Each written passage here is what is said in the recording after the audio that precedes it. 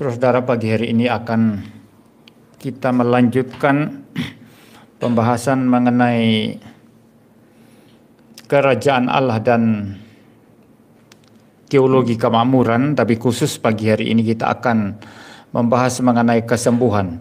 Kita akan fokus di dalam ayatnya yang ke-9. Saya akan kembali membacakan Lukas 10 ayat yang ke-9 saja. Dikatakan di sana, dan sembuhkanlah orang-orang sakit yang ada di situ, dan katakanlah kepada mereka, kerajaan Allah sudah dekat padamu. Ya, baik.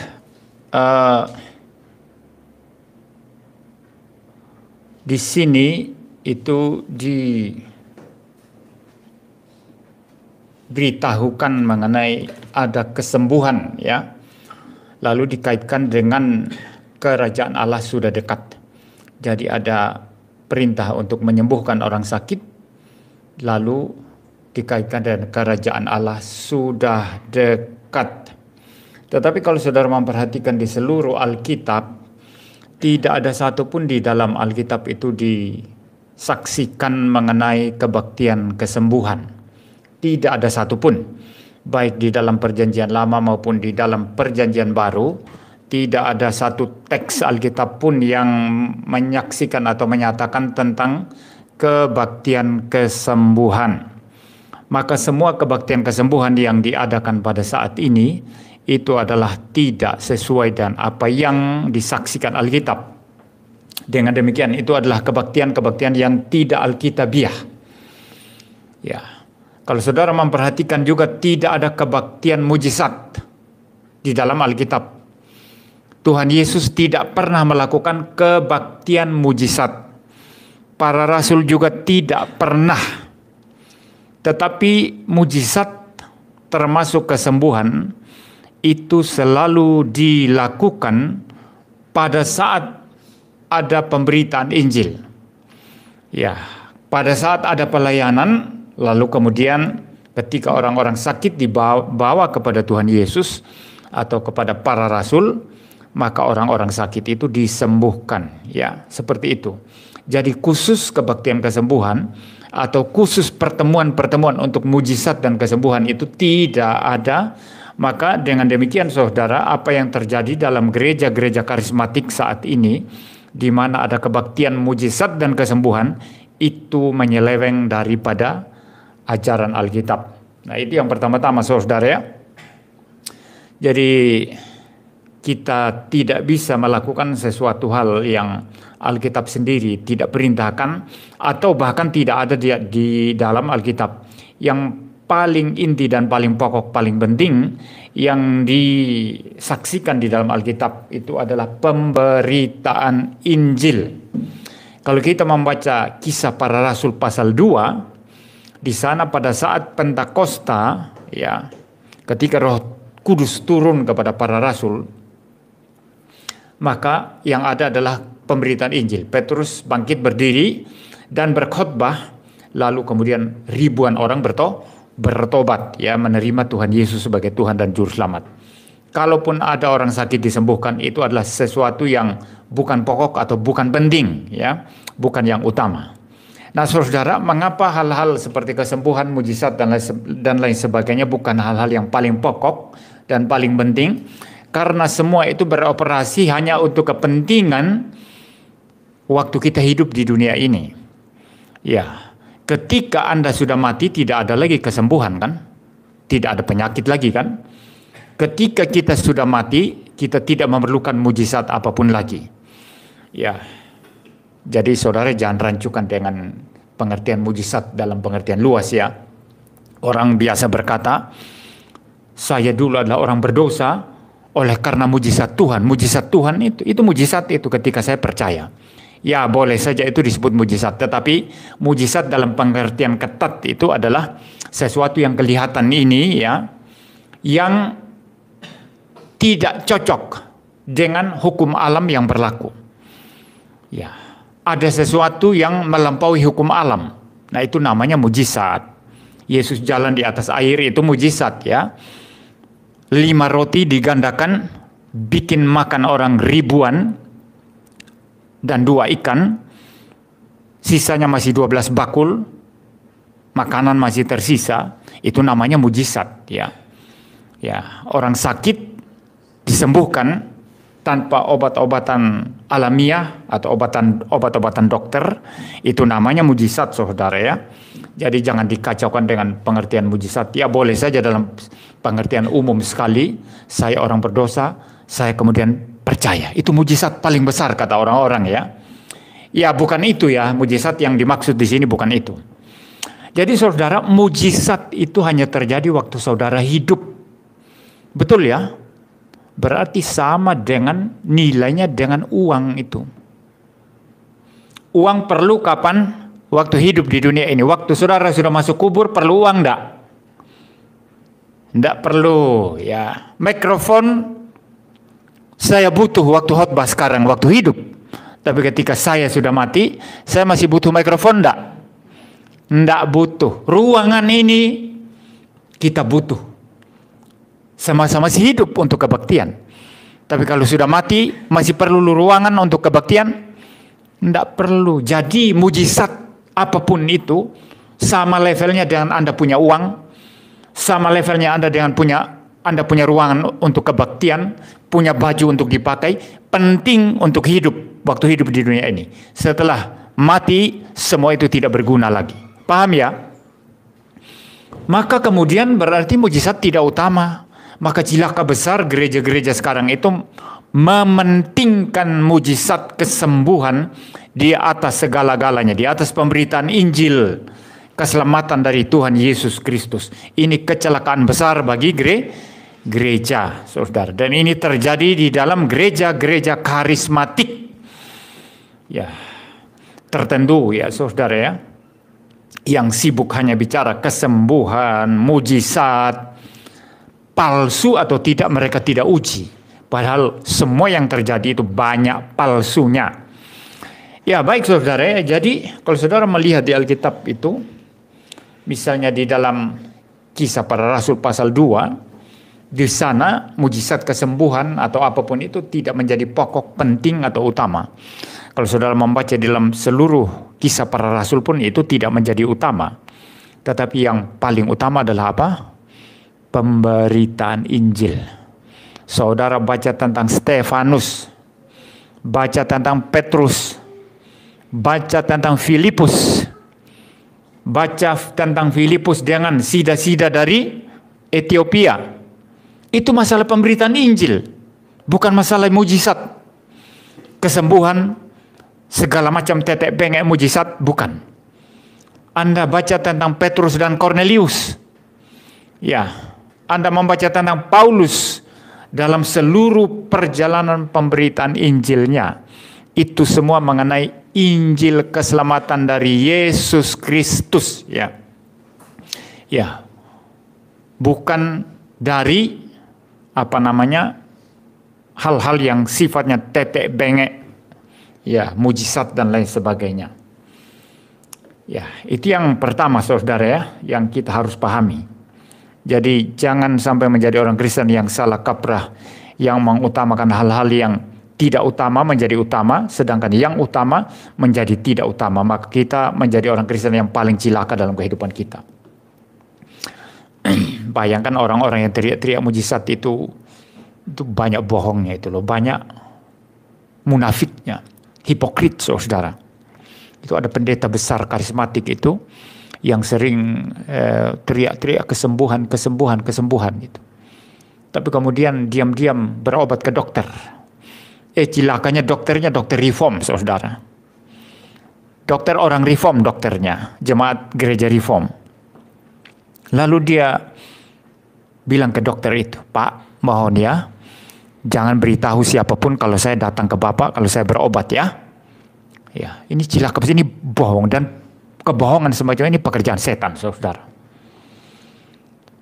Iblis adalah apa? Bapak segala dusta. Di Yohanes pasal 8, mulut Tuhan Yesus sendiri yang mengatakan, iblis itu adalah pembohong, pembunuh manusia sejak semula. Ya, Jadi kalau Anda berbohong dalam pelayanan, itu Anda mengikuti teladan iblis. Ya, ada banyak orang suka sekali berbohong ya, tidak merasa salah kalau berbohong. Ya. Saya bikin kebaktian kebangunan rohani di tempat A atau B lah begitu. Yang hadir 15.000 orang. Padahal yang hadir mungkin 1.000-2.000. Jadi menipu fakta, saudara, menipu data. Suka sekali saudara. Ya, nggak jujur. Demi supaya terlihat hebat. Ya. Saya kalau ada orang yang suka, istilahnya apa itu ya? Cerita isapan jempol gitu ya. Itu pasti omong kosong. Itu semua yang dia katakan pun saya tidak akan percaya lagi. Kalau saya ya. Kalau ada orang biasa-biasa ya, bukan siapa-siapa ya, nobody. Lalu cerita-ceritalah ketemu dengan Jokowi, makan-makan dengan Jokowi begitu ya. Padahal dia nobody. Bukan siapa-siapa, ketemulah dengan misalnya pengusaha terkenal Haritanu begitu ya. Naik semobil dengan Haritanu atau siapa begitu ya. Ketemu dengan Tahir begitu ya. Tahir itu juga orang konglomerat kaya sekali itu. Atau siapa itu? Anaknya Lim Sio Leong, Sudono Salim, Antoni Salim misalnya. Ketemu dan Antoni Salim satu mobil gitu. Tapi dia orang biasa. Juga track recordnya mengenai pengaruhnya tidak ada ya. Sangat biasa, common people, orang biasa kebanyakan. Saya seumur hidup tidak akan percaya orang itu pembohong itu. Jangan berbohong hanya demi supaya tampil besar saudara. Ya. Jangan berbohong hanya supaya demi tampil hebat, tampil besar begitu. Nah, ada banyak pendeta karismatik itu pakai jarum suntik, tapi diam-diam, sembunyi-sembunyi. Mereka minum pil, sembunyi-sembunyi. Sementara mereka khotbah di atas mimbar dengan penuh kebohongan dan berkata, kalau engkau sakit, tidak boleh disentuh jarum suntik, tidak boleh minum pil, tidak boleh minum obat, karena kamu kurang iman. Kamu kurang iman. Kalau kamu cukup iman, tidak butuh jarum suntik, tidak butuh dokter, tidak butuh pil katanya. Tapi dia sendiri diam-diam berobat ke dokter. Ini munafik luar biasa. Inilah pengikut setan, saudara. Bukan hamba Tuhan, tapi hamba setan.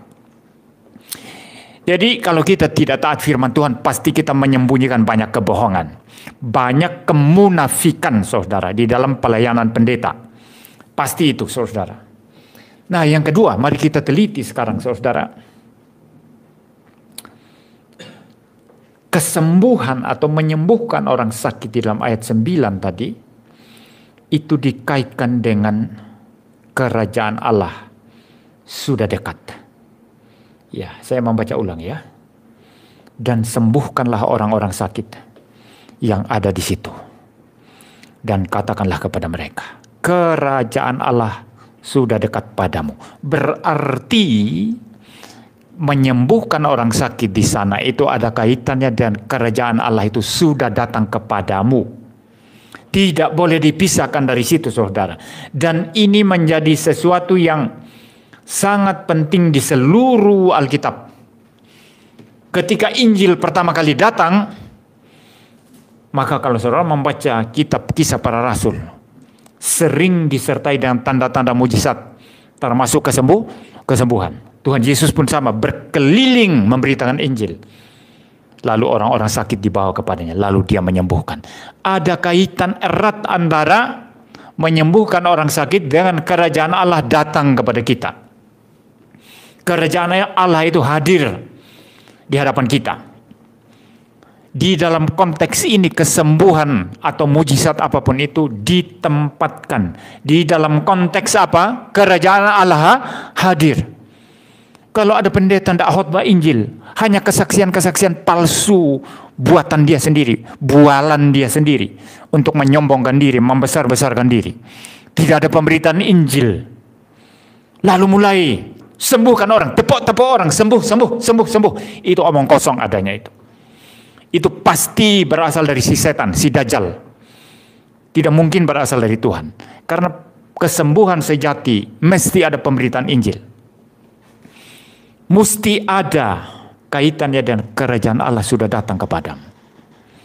Orang ini hidup dalam kegelapan, tidak mengenal Tuhan, tidak ada kerajaan Allah dalam kehidupannya. Injil datang, kadang-kadang ada tanda-tanda yang menyertai, terutama pada era-era gereja, mula-mula gereja para rasul. Nanti saya akan membahas lagi mengenai ini ya. Jadi saudara, jangan ditipu oleh pendeta-pendeta yang datang kepadamu hanya membuat kesembuhan tanpa Injil. Itu hanya membuktikan bahwa kesembuhan yang dia jalankan itu, dia praktekkan itu adalah kesembuhan yang palsu adanya, bukan kesembuhan yang sejati. Ya, dan biasanya pendeta-pendeta semacam ini yang mengunggul-unggulkan, ya, wah ini pekerjaan Tuhan, mujizat Tuhan, hebat ini, betapa hebatnya anugerah Tuhan, mujizat. Tapi kalau ditantang, entah berdebat, memperdebatkan ajarannya, tidak mau. Tapi juga ditantang, ayo tunjukkan kuasamu kalau begitu. Kan biasanya mereka bilang pendeta-pendeta seperti saya ini ya dirasuki setan. Muriwali ini penuh dengan roh iri hati, roh kebencian, roh setan penuh dalam dirinya. Ya makanya saya bilang, kamu bilang saya ada setannya. Ayo kita ketemu sekarang, coba kamu tanking saya. Karena ada setannya kan, kamu tanking saya. Kalau ternyata saya tidak kelepak-kelepak, tidak jatuh kelepak-kelepak, kasih waktu saya sekarang untuk balik tanking kamu. Dalam nama Yesus, betul tidak ini? Roh Yesus, Roh Kudus, Roh Allah, atau roh iblis? Ya coba saja, diuji. Tidak apa-apa, itu sesuatu yang biasa dalam Alkitab. Paulus ketika diganggu setan tahu ya. Ada orang yang punya roh tenung, terus ikut Paulus. Lalu dia teriak-teriak, hei orang-orang, inilah hamba Allah yang maha tinggi. Kira-kira begitu ya, ini saya parafrase ya. Pokoknya dia ikut terus Paulus, seolah-olah memuji Paulus, tapi mengganggu Paulus. Paulus kemudian menengking dan mengusir roh setan di dalam diri orang itu, roh tenung di dalam diri orang itu. Jadi saudara, mereka biasanya tidak berani. Makanya nabi-nabi Baal ya di Gunung Karmel ya, yang bertempur dengan Nabi Elia itu berani bonek bodoh itu. Mereka tidak sadar kalau Elia adalah nabi Tuhan sejati. Lalu berani-beraninya mereka menerima tantangan Elia. Mereka bodoh sekali. Akhirnya mati disembelih semuanya. Nah kalau nabi-nabi palsu sekarang lebih bijaksana sedikit, lebih pintar. Artinya mereka tidak mau. Lebih baik kalau kita diajak debat mundur aja. Karena memang ajaran mereka tidak sesuai Alkitab. Nanti kan bisa dibongkar itu. Atau kalau ditantang, ayo ketemu aja. Kamu bilang saya ada setan. Kamu tanking saya dulu. Setelah itu saya ganti tanking kamu. Juga tidak mau saudara. Juga tidak mau. Nah ini berarti apa? Ya mereka lebih pintar sedikit dari nabi-nabi Baal yang menyerahkan diri saja begitu kepada Elia bertempur.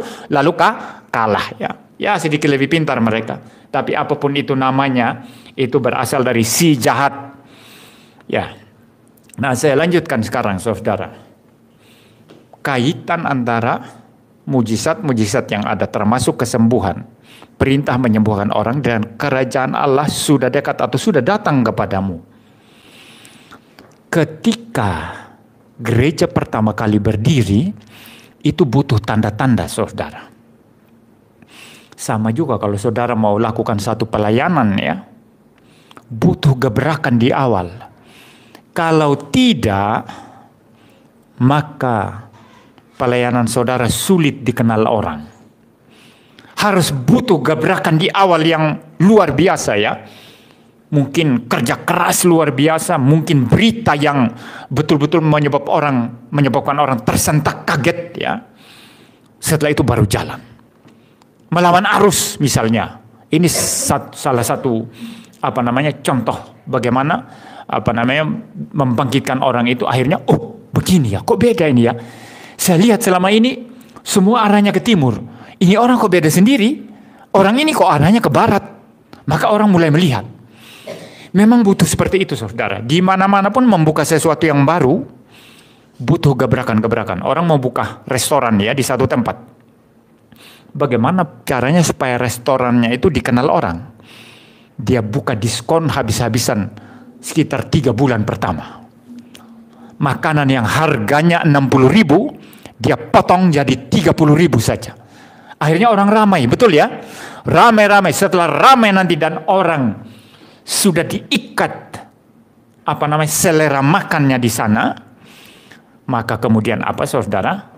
Dia kembalikan harganya. Dan orang kalau sudah kadung suruh masuk semua itu, suruh masuk.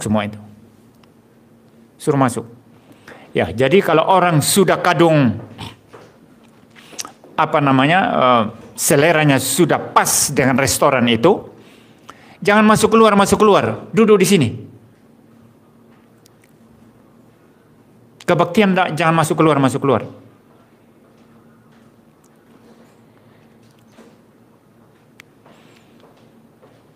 Ya, jadi kalau lidahnya ini sudah pas dengan restoran tadi, dia akan sulit, bayar mahal pun mau. Betul ya saudara ya? Kalau satu restoran itu sudah cocok dengan lidah kita saudara, bayar lebih mahal pun enggak apa-apa. Ketimbang beli yang enggak cocok lidahnya, ya walaupun lebih murah ya buat apa, kan begitu ya. Nah ini caranya saudara, jadi ada sesuatu gebrakan di awal, sehingga menyebabkan orang itu melihat. Ya, seperti itu. Ya, jadi saudara, gereja pertama kali berdiri sama. Ada sesuatu tanda-tanda luar biasa yang menyertai sehingga semua orang melihat. Dan ini perlu untuk gereja pertama kali berdiri. Suatu tanda luar biasa supaya orang menyaksikan. Perhatikan waktu Pentakosta saudara. Di sana para rasul dan orang-orang lain sekitar 120 orang berdoa di lantai atas di satu tempat di Yerusalem. Setelah itu Roh Kudus turun. Saat Roh Kudus turun, langsung diberikan tanda, bahasa lidah, bahasa lain. Mereka bisa berbahasa yang ada di dunia saat itu. Bahasa orang Mesir, bahasa orang Asia, orang Arab, Kapadokia, Pontus, Galatia, semua bahasa yang ada di situ. Dan orang-orang waktu itu ada banyak orang Yahudi yang dari bangsa lain berkumpul di Yerusalem. Mereka datang beribadah. Yang dari Mesir mendengar para rasul berbicara dalam bahasa Mesir. Yang dari Kapadokia mendengar para rasul bicara dalam bahasa mereka. Dari Galatia sama. Dari Asia sama. Nah ini tanda-tanda luar biasa sekali. Tanda-tanda yang hebat sekali. Kenapa bisa begitu? Untuk menarik perhatian orang-orang ini. Tujuannya apa? Saudara tahu enggak? Kenapa perlu tanda itu tadi untuk menarik perhatian semua orang? Kenapa? Karena Petrus akan berkhotbah. Baca Alkitab itu harus tuntas saudara. Tidak ada bahasa roh untuk bahasa roh sikira berapa. Tujuannya apa kamu sikira berapa itu? Ya untuk meningkatkan rohani saya sendiri. Omong kosong itu. Tidak ada di dalam Alkitab itu saudara. Karunia-karunia rohani itu untuk membangkitkan iman sendiri. Tidak ada. Karunia-karunia rohani itu ada untuk apa? Saling membangun dan jemaat. Kalau ada jemaat tidak punya karunia mengajar, dengan adanya orang mengajar, dia bisa dibangun imannya. Kalau ada orang bisa bahasa roh, harus diterjemahkan. Supaya orang-orang lain bisa mengerti dan imannya bertumbuh. Tidak ada sikira lalu kemudian bertumbuh sendiri imannya. Ini iman yang egois sekali. Itu bukan ajaran Alkitab, saudara. Itu bukan ajaran Alkitab. Kalau kamu mengejar pertumbuhan imanmu sendiri dengan sikira beraba, itu hanya membuktikan kamu egois dan itu adalah pekerjaan setan, bukan pekerjaan Tuhan. Maka kenapa ada bahasa lidah, bahasa lain para rasul ucapkan? Sampai ada yang bilang mereka ini mabuk oleh anggur manis. Tapi mereka tidak mabuk. Untuk apa itu? Itu adalah pembukaan, pendahuluan yang dahsyat. Supaya orang melihat ke sana. Karena kemudian Petrus akan bangkit berdiri dan berkhotbahkan Injil. 3.000 orang percaya akhirnya. Nah ini satu metode pelayanan yang sangat bagus yang Alkitab berikan kepada kita. Berita dari mimbar sama saudara. Ya makanya kalau saya kebaktian ya, kalau ada yang jalan-jalan tidak itu masuk dulu. Nah ini orang langsung, oh kok pendetanya begitu ya? Iya masuk dulu. Nah setelah itu dia mulai mendengar, betul ya? Tapi kalau pendetanya jemaat lari-lari, ada yang garuk-garuk di belakang, tusuk-tusuk temannya di belakang begitu ya. Lalu pendetanya khotbah aja terus dia nada datar ya. Nada datar, saudara-saudara. Hari ini kita akan mengkhotbahkan firman Tuhan yang sambil mata yang ngantuk-ngantuk, pendeta ngantuk-ngantuk. Pendeta tidak boleh ngantuk-ngantuk, saudara. Pendeta ngantuk-ngantuk berhenti aja khotbah. Berhenti aja jadi pendeta. Tidur aja di rumah lebih bagus. Nonton TV aja di rumah. Nah kenapa perlu? Jangan masuk keluar. Duduk yang manis, dengar firman Tuhan. Nah orang langsung, wah saya harus dengar ini. Paham ya? Ini cara Alkitab saudara. Ada bahasa lidah dulu. Orang Mesir heran, kok mereka berbahasa Mesir ya? Padahal mereka ini kan orang-orang Galilea. Sehari-harinya mereka pakai bahasa Aramaik. Kok pakai bahasa Mesir? Loh, kok pakai bahasa Libya? Kok pakai bahasa Asia? Menjadi heran. Akhirnya berkumpul mereka banyak-banyak. Begitu berkumpul banyak-banyak, Petrus bilang, puji Tuhan, waktunya sekarang saya khotbah. Hebat ya, cara Roh Kudus kerja hebat ya. Betul apa enggak? Nah kalau kita sekarang caranya apa? Bukan model begitu, tapi pakai cara-cara dunia, dimasukkan ke gereja. Betul ya, undang artis. Artis itu enggak, walaupun dia mungkin agama Kristen, tapi enggak tentu beres loh. Banyak artis ngaku-ngaku Kristen narkoba loh. Kawin cerai, betul ya? Itu ada artis yang dulu hebat-hebat, manis-manis, sayang istri, ternyata kemudian istrinya diceraikan. Dan diceraikan saudara, nggak dikasih apa sama sekali. Ya harta atau warisan apapun nggak dikasih saudara. Ini kikir setengah mati ya. Waduh, kasihan sekali. Tapi orang-orang semacam ini sering diundang kan? Saksi sana, saksi sini, nyanyi-nyanyi. Tapi kalau cara Roh Kudus nggak begitu. Ada sesuatu penampakan, tanda luar biasa. Bahasa lain, bahasa lidah yang luar biasa. Bukan bahasa lidah palsu siki raba-raba, bukan. Kalau siki raba-raba itu kan tidak ada artinya ya. Apa artinya siki raba-raba? Siki itu apa? Sik, mungkin sik ya cari, kalau bahasa Inggris ya. Raba-raba, ya raba ya. Jadi cari raba begitu. Cari dan raba. Ya tidak ada yang kayak gitu saudara ya. Bahasa lain berarti bahasa yang dipakai di dunia ini. Ketika orang sudah tertarik setengah mati, mereka memperhatikan Petrus berkhotbah. 3.000 orang bertobat. Nah ini maksudnya, kalau ada kesembuhan, harus ada pemberitaan. Kerajaan Allah sudah datang kepadamu. Percayalah kepada Yesus Kristus, Raja Kerajaan Allah itu, yang memegang hidup dan matimu, yang memegang nyawamu, yang memegang rohmu, yang memegang jiwamu. Ya, percayalah kepada Dia, maka engkau tidak akan binasa.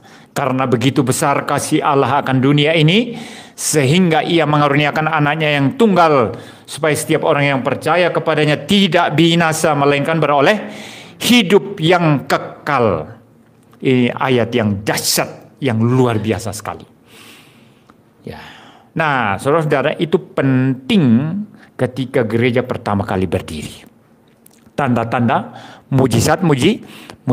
Tapi ketika gereja sudah berdiri, sudah establish, sudah ada gereja di mana-mana, hamba-hamba Tuhannya sudah banyak sekali.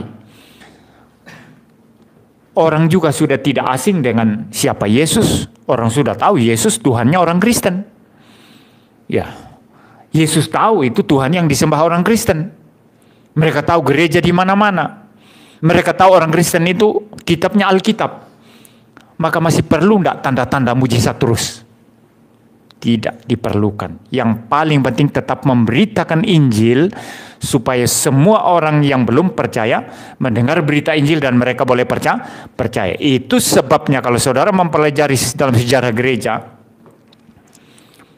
tanda-tanda mujizat termasuk kesembuhan itu hanya terjadi pada masa Tuhan Yesus bekerja melayani di dunia ini dan pada masa para rasul saja.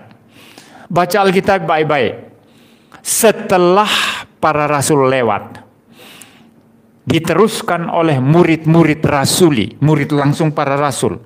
Kemudian dimulai oleh bapak-bapak gereja mula-mula, lalu sampai bapak-bapak gereja terakhir, sampai gereja abad pertengahan, sampai gereja reformasi, sampai kepada kita sekarang ini. Tidak ada lagi tanda-tanda yang selalu sering dinyatakan. Ya, tiba-tiba muncul tahun sekitar 1 abad lebih yang lalu. Tahun 1901. Ketika Charles Fox Parham, ketika dia bersekutu lalu muncul bahasa roh dan lain sebagainya. Tapi kemudian itu menuju kepada kecenderungan untuk menyeleweng semakin besar, lalu muncul karismatik yang kacau saat ini, saudara. Jadi saudara kira Roh Kudus tidur selama ribuan tahun? Ya, sejak para rasul kan berhenti, tidak ada kan? Tidak ada tanda-tanda ya. Coba baca sejarah gereja. Kemudian muncul Montanisme, itu di abad kedua. Tapi Montanisme itu adalah bidat itu, di mana orang-orang kacau-kacau, lalu kemudian ada yang melayang-layang, ada yang kemudian nabi hanya namanya Priscilla dan Maximilla yang suka bernubuat, tapi dalam sejarah gereja mereka sudah dicap sebagai sesat. Lalu tiba-tiba muncul tahun 1901 di bawah pimpinan pendeta yang namanya Charles Fox Parham. Lalu selama ribuan tahun itu mana tanda-tandanya? Ini hanya membuktikan satu fakta kebenaran bahwa tanda-tanda, mujizat-mujizat, kesembuhan-kesembuhan itu dibutuhkan pada saat awal gereja pertama kali berdiri. Pada saat para rasul bekerja. Ketika gereja sudah berdiri, sudah tersebar Injil ke seluruh dunia. Tugas kita adalah sekarang terus-menerus memberitakan Injil, Injil, Injil, Injil. Bukan mengharapkan mujizat atau kesembuhan lagi. Itu kan tanda untuk sesuatu yang awal berdiri. Ini mirip orang yang buka restoran tadi ya. Ketika dia pertama kali buka, dia buka diskon besar-besaran. Betul ya? Tapi ketika orang sudah senang dengan restoran itu, lalu dia terus-terus buka diskon. Rugi apa enggak dia? Bodoh kan? Rugi apa enggak? Ya rugi dong. Yang paling utama bagaimana restorannya ini berkembang, ya enggak jalan. Dia hanya sibuk dengan diskon-diskon. Ini mirip dengan orang Kristen yang sibuk dan tanda-tanda saja. Mujizat kesembuhan. Tapi tidak ada pemberitaan Injil. Padahal ketika gereja sudah establis berdiri, maka pemberitaan Injil itu yang paling penting. Yang harus ada. Mujizat boleh ada, boleh tidak ada. Kesembuhan boleh ada, boleh tidak ada. Tapi pemberitaan Injil harus ada. Ya, kesembuhan gampang didapatkan ya. Asal orang Kristen jangan ke dukun ya. Kalau ke dukun itu sudah keterlaluan sekali itu ya. Saudara durhaka terhadap Tuhan ya. Itu banyak orang Kristen masih pakai dukun ya. Orang Kristen buka bisnis masih pakai pesugihan. Kalau orang Kristen buka bisnis masih ke Gunung Kawi, saudara. Ini jahat luar biasa. Ini durhaka luar biasa. Saya yakin mereka bukan orang Kristen. Ya. Tapi mau cari kesembuhan kan gampang sekarang. Anda pergi ke klinik, pergi ke dokter praktek, ke puskesmas, ke rumah sakit, atau kalau hanya penyakit-penyakit biasa yang tidak memerlukan obat, saudara tangani sendiri. Saya kadang-kadang marah ya. Istri atau anak-anak saya, kalau sakit pilek sedikit mesti obat-obat. Tidak perlu obat itu saudara. Pilek itu tidak perlu obat. Dan saya buktikan itu. Tidak perlu obat apapun itu. Hanya perlu makan yang banyak, minum air putih banyak, makan buah-buahan, terutama yang bervitamin C. Tomat, jeruk, pokoknya yang banyak vitamin C-nya. Istirahat, sudah sembuh sendiri itu. Ngapain minum obat ini yang ketengan beli di warung-warung itu, bikin rusak ginjal itu. Itu bikin rusak ginjal saudara. Sering-sering minum obat. Saya kalau bukan masalah jantung ya saya tidak mau minum obat jantung saudara. Ya. Nah saya kalau pilek enggak. Nah ketika vaksin kemarin, sampai booster ya. Saya rasa sekali itu imun tubuh saya itu, kekebalan tubuh itu menurun sekali. Dikit-dikit kena pilek saudara, tapi saya lawan. Saya tidak minum obat apapun. Sekarang sudah kembali lagi. Ya, satu keluarga di sini. Saya hanya sebentar sudah hilang. Kalau dulu pernah sampai 1 minggu baru hilang setelah vaksin itu. Tapi saya tidak pernah minum obat. Jadi mengusahakan kesehatan, kesembuhan itu saudara, ada banyak alternatif. Mengapa orang Kristen ini begitu bodoh? Kalau sudah bicara masalah kesembuhan, mesti mujizat kesembuhan. Mujizat itu nyata, bodoh sekali. Kesehatan kesembuhan bisa diusahakan. Seperti jantung saya ini, sudah mau mati. Sudah megap-megap. Tapi bisa sehat kembali sekarang. Saya juga tidak terlalu taat aturan dokter. Ya, saya tidak terlalu taat aturan dokter. Ya. Toh dokter pun hanya obat ini, obat ini, obat ini, obat ini. Pokoknya obat ini, obat ini, obat ini, obat ini, obat ini. Pasang ring lagi, pasang ring. Saya tidak mau. Saya diminta pasang ring jantung lagi saudara. Sudah 1 ring jantung di sini ya. Diminta pasang 1 lagi, saya tidak mau. Saya bilang tambah sehat saya tambah bagus. Saya bisa lari-lari, saya bisa push up, saya bisa jalan kaki. Minimal 45 menit sehari. Kalau jogging, lari-lari kecil 30 menit. Ngapain saya pasang ring jantung lagi? Kan konyol ya. Dokter itu kadang-kadang konyol saudara. Obat ini, obat ini, obat ini. Pasang lagi ring. Karena mereka dapat duit. Betul ya? Tapi mereka tidak pernah berkata, kamu harus begini, pencegahannya begini. Tidak pernah loh. Tapi kalau dokter yang baik kayak dokter di luar negeri itu ya. Saya pernah bawa anak saya Abraham ini ke rumah sakit. Dia teler saudara ini. Apa namanya itu? Keluar dari hidungnya ini pilek ya. Terus sudah 1 minggu 2 minggu tidak sekolah. Akhirnya panik kami. Mintalah teman orang Belanda yang punya mobil antarkan kami ke kota Swole, dari Kampen ke Swole. Pergi ke rumah sakit. Nah di sana orang yang di rumah yang datang ke rumah sakit itu sedikit saja itu, karena mereka sadar kesehatan. Kalau mereka bisa atasi sendiri, mereka tidak akan ke dokter itu. Tapi kalau kita di sini sakit sedikit langsung ke rumah sakit, ke puskesmas, maka puskesmasnya penuh. Apalagi ada BPJS sekarang kan. Ya kami tidak antri lama, kemudian masuklah, diperiksa sama dokter. Di senter mulutnya, dibuka mulutnya di senter, matanya dilihat. Saran saya kata dokter, saya suruh pulang, minum air putih yang banyak, makan yang cukup, istirahat. Nggak dikasih obat, nggak dikasih resep apapun. Jadi ada banyak cara saudara. Mau sehat, mau sembuh itu banyak caranya. Sama seperti jalan ke Roma, ada banyak jalan ya. Anda bisa lewat laut, bisa jalan darat sambil nyebrang-nyebrang, bisa lewat udara ya. Banyak jalan ke Roma, tapi jalan ke surga cuma 1, yaitu Yesus Kristus, satu-satunya Tuhan dan Juru Selamat. Tapi jalan ke Roma banyak. Demikian juga jalan menuju sehat, jalan menuju sembuh itu ada banyak. Jadi jangan ekstase begitu ya, menjadi orang yang semacam terhipnotis ya, terobsesi dengan mujizat kesembuhan. Ini bodoh sekali. Ya.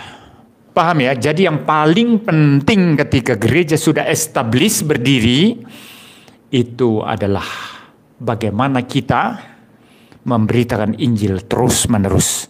Pendeta seperti saya mengkhotbahkan Injil terus-menerus tanpa henti-hentinya.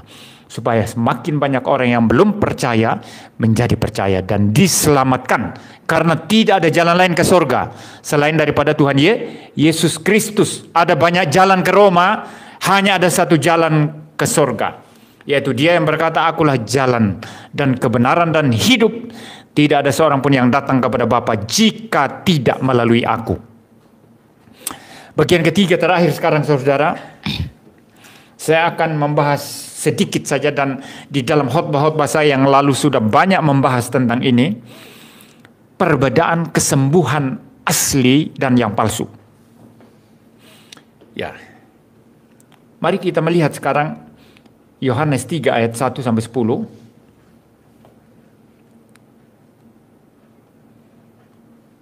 Saya tidak membuka ayatnya tadi saudara, sebentar saya buka dulu ya. Yohanes pasal yang ketiga ayat 1 sampai 10 saudara. Oh, keliru, bukan Yohanes ya. Maaf. Kisah Para Rasul, maafkan saya. Kisah Para Rasul pasal 3 ayat 1 sampai yang ke-10 ya, tapi saya tidak akan membaca semua ayat-ayat di sini. Di sini diceritakan tentang seseorang laki-laki yang lumpuh sejak lahir. Ya, sehingga ia harus diusung ya, itu ayat 2 ya. Jadi dia lumpuh sejak lahir. Ya, maka dia diusung dan dia jadi pengemis di sana. Pengemis di dekat pintu gerbang Bait Allah yang namanya Gerbang Indah. Dia selalu meminta-minta sedekah, meminta-minta kepada orang-orang yang lewat ya. Nah, ketika Petrus dan Yohanes lewat, ia mulai meminta. Ya, meminta sedekah. Ya. Petrus kemudian melihat dia ya, dan melihat orang itu, kelihatannya orang itu ya ada sesuatu pengharapan ya, bahwa dia bisa percaya begitu ya. Ya, kita tidak bahas itu saudara karena kita tidak sedang membahas doktrin keselamatan. Jadi kita fokus saja masalah kesembuhan asli dan palsu ya. Bedanya apa? Kalau saudara memperhatikan di sana, mungkin saya membaca di ayatnya yang ke-6 dan 7 ya. Tetapi Petrus berkata, emas dan perak tidak ada padaku, tetapi apa yang kupunyai kuberikan kepadamu. Demi nama Yesus Kristus orang Nazaret, itu berjalanlah. Lalu ia memegang tangan kanan orang itu dan membantu dia berdiri. Seketika itu juga kuatlah kaki dan mata kaki orang itu. Berarti pertama saudara, ciri orang sembuh karena mujizat Tuhan yang asli, bukan mujizat palsu. Kesembuhan itu langsung instan. Petrus hanya satu kali berteriak agar orang itu menerima kesembuhan. Lalu Petrus membantu dia, membuat dia berdiri. Orang itu langsung berdiri, langsung sembuh, langsung kuat mata kakinya. Lalu berjalan lompat-lompat saudara. Jalan sambil lompat-lompat. Ya, saya masih ingat ayat ini saudara. Dan ini ayat yang saya rasa lucu waktu kecil ya. Kalau karena menggunakan bahasa Sumba ini agak lucu ya. Kalau dibahasakan dalam bahasa Sumba. Dan papa saya waktu itu biasanya malam-malam kumpulkan kami semua baca firman Tuhan ya. Dibacakan firman Tuhan lalu doa bersama. Nah kemudian saudara ketika sampai pada bagian ini di mana orang lumpuh ini berjalan sambil melompat-lompat. Itu kalau di bahasa Sumba kan itu agak ya kedengaran agak lucu. Saya ketawa-tawa tapi itu tidak bagus ya. Jadi saya ingat persis ini saudara ayat ini. Nah orang itu kuat mata kakinya, langsung berjalan sambil melompat. Instan berarti. Kalau saudara bandingkan dengan kesembuhan sekarang gimana? Ada orang, saya lihat di YouTube itu saudara. Orang yang dia mau sembuhkan jarak jauh, pakai Zoom atau apa. Orang telinganya nggak mendengar. Lalu ditanya-tanya. Coba Bapak sekarang sudah mendengar belum? Orang itu gini. Ya. Ya pakai bahasa isyarat lah. Dicoba berkali-kali orang ini gini. Kemudian lama-lama orang itu ngangguk-ngangguk. Apa ngangguk-ngangguk benar apa enggak itu kita enggak tahu. Itu sudah ciri khas kesembuhan palsu. Saudara lihat pendeta ya. Orang lumpuh. Dalam nama Yesus sembuh. Ayo bangun. Tidak perlu begitu. Kalau memang itu kesembuhan dari Tuhan, kamu tidak perlu teriak-teriak, ayo bangun. Dia akan bangun sendiri saudara. Itu kan sembuhan dari Tuhan. Dia akan bangkit sendiri. Satu kali saja pendeta mengatakan dalam nama Yesus sembuh. Maka dia sembuh kalau Tuhan yang bekerja. Tapi berulang-ulang, dipaksa-paksa berdiri ya. Kalau Petrus di sini tidak paksa. Alamiah kalau Petrus. Memang orang ini kan lumpuh. Mungkin orang lumpuh itu tidak tahu kalau dia sembuh kan. Petrus bantu dia untuk berdiri. Satu kali langsung jalan sambil lompat. Kalau yang sekarang berulang-ulang teriak-teriak, ini namanya sugesti pada jiwa. Seolah-olah sembuh secara jiwa, mental orang itu rasa sembuh, maka dia bangkit. Begitu pulang ke rumah dia ambruk lagi, sakit lagi. Bahkan ada yang pulang ke rumah malah langsung mati. Nah, banyak hal-hal kayak gini tidak diekspos, saudara. Dan ini menipu namanya ya. Ini menipu. Jadi pertama kesembuhan instan. Kedua, saudara, kesembuhan itu bersifat menetap. Kesembuhan dalam Alkitab itu, saudara tidak membaca bahwa dia sakit lagi penyakit yang sama. Setelah disembuhkan Tuhan Yesus, 1-2 minggu dia sakit lagi penyakit yang sama. Tidak ada ya. Ya, mereka sembuh sampai mati, tidak ulang lagi penyakit itu. Saudara kalau kena kanker, dokter bilang stadium 4. Kalau memang itu mujizat kesembuhan dari Tuhan, kesembuhannya, maka itu tidak berulang lagi. Nanti kalau sakit ya sakit yang lain lah. Tapi kalau 1-2 minggu berulang lagi, 1-2 bulan berulang lagi, ini hanya membuktikan kesembuhannya palsu adanya. Banyak kesembuhan karismatik sekarang seperti itu. Kesembuhan abal-abal. Itu kesembuhan omon-omon itu. Ya, tahu omon-omon ya. Ya, itu katanya Prabowo itu dalam debat ya. Itu omon-omon, itu omong kosong. Kesembuhan omong kosong. Ya, lalu saudara itu kedua ya. Sifat tetap. Pertama terjadinya instan. Kedua sifat tetap. Tidak sakit lagi. Ketiga, yang tidak kalah pentingnya adalah orang itu memuliakan Tuhan. Saudara perhatikan di sini dalam Kisah Para Rasul pasal 3 yang kita baca tadi. Kalau saya membaca di ayatnya yang ke-8, dikatakan di sana, ia, ini orang lumpuh tadi ya yang sembuh. Ia melonjak berdiri, lalu berjalan kian kemari dan mengikuti mereka dalam bait Allah, ke dalam bait Allah, berjalan dan melompat-lompat serta memuji Allah. Orang ini memuji Allah. Kalau orang yang rasa sembuh sekarang oleh pendeta A atau B, mulai diceritakan siapa? Oh, pendeta ini hebat ini. Kalau kita menyerang pendeta itu sebagai palsu kesembuhannya, mereka mulai marah-marah, membela pendeta itu. Tuhan mereka pendeta itu, saudara. Dewa mereka pendeta itu, bukan Tuhan. Mereka puji-puji seolah-olah pendeta itu adalah Tuhan. Ini bukti kesembuhan palsu. Orang kesembuhan sejati hasilnya memuji Tuhan, bukan memuji pendeta. Bukan mengagung-agungkan pendeta. Bukan mempertuhankan pendeta. Ya. Tapi sama juga dalam orang-orang yang sungguh-sungguh mau khotbahkan firman Tuhan. Ketika saudara mendengarkan firman Tuhan sejati, setelah saudara paham, tapi saudara malah memuja-muja pendeta yang berkhotbah, ada yang tidak beres dan iman saudara. Sama aja ya, ada yang tidak beres. Kalau khotbahnya sejati, isinya sudah benar, maka pengaruh atau dampaknya kepada saudara pun itu juga harus benar. Yaitu memuji Tuhan, memuliakan Tuhan, hidup bagi Tuhan, bukan hidup bagi pendeta, saudara. Bukan memuliakan nama pendeta. Paham ya? Jadi menurut naskah teks yang kita baca ini, orang yang mempunyai kesembuhan sejati itu dia yang ketiga itu memuliakan Allah, bukan memuliakan diri atau memuliakan pendeta atau pengkhotbah. Nah, ini kira-kira ya, saudara, masih banyak hal yang kita bisa bahas, tetapi saya hanya bisa membukakan dari Yohanes 3 ayat 1 sampai 10 bahwa kesembuhan itu instan. Kalau dipaksa-paksa itu palsu.